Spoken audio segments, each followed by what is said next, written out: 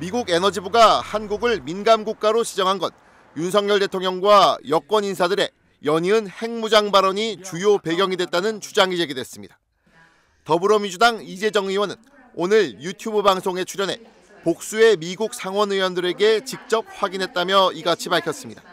이 의원은 외교와 안보를 비중 있게 다루는 미 상원 의원들이 전한 내용이라며 윤 대통령이 한국의 핵무장 가능성을 언급한 뒤 미국 정부가 민감하게 반응해왔다고 설명했습니다. 특히 바이든 정부가 2023년 6월 이후 한국 고위급 인사들의 핵무장 관련 발언들을 따로 정리해왔고 트럼프 정부 역시 이를 인수인계에 받은 거라고 강조했습니다.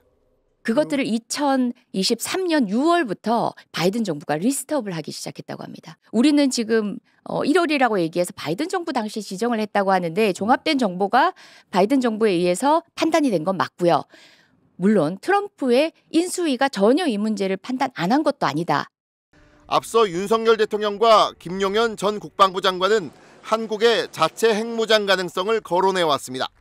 대한민국에 무슨 전술핵 배치를 한다든지 우리 자신이 그 자체 핵을 보유할 수도 있습니다.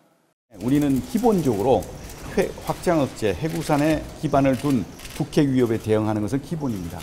그렇지만 국민의 안전을 우리가 최우선으로 하는 입장에서 봤을 때 그걸로 국민의 북핵 위협을 감당하기 어렵다고 판단된다면 그 외 모든 수단의 방법은 열려 있다고 저는 생각합니다.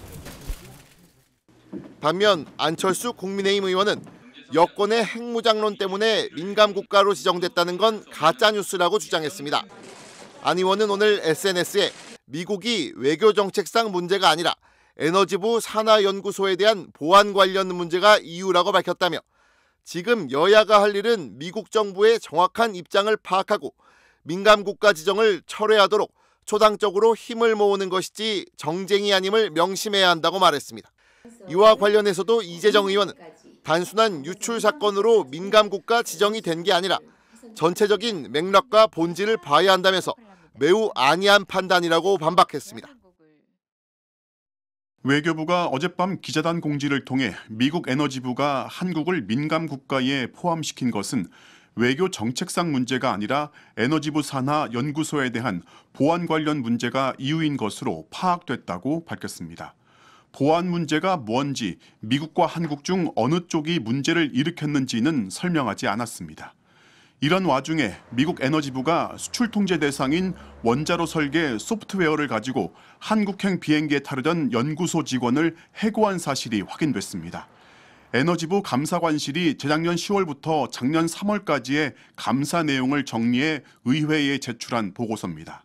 첫 번째 사례로 에너지부 산하 아이다호 국립연구소의 계약업체 직원 해고 사실을 적시하면서 그가 한국으로 가지고 가려던 자료는 아이다호 연구소가 소유한 원자로 설계 소프트웨어로 특허 정보에 해당한다고 소개했습니다.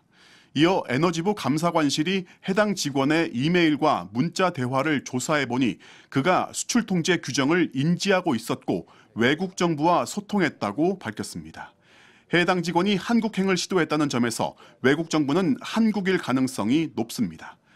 감사관실은 또 보고서 제출 당시 연방수사국 FBI와 국토안보국이 공동수사를 진행 중이라고 했습니다.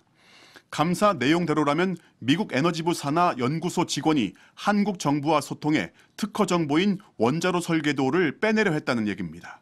외교부가 밝힌 에너지부 산하 연구소의 보안 문제가 이번 건일 수 있습니다.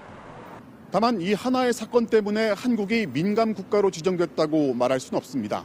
윤석열 정부의 핵무장론 속에 핵기술 확산을 우려한 경계성 조치라는 분석은 여전히 유효합니다. 워싱턴에서 MBC 뉴스 왕종명입니다.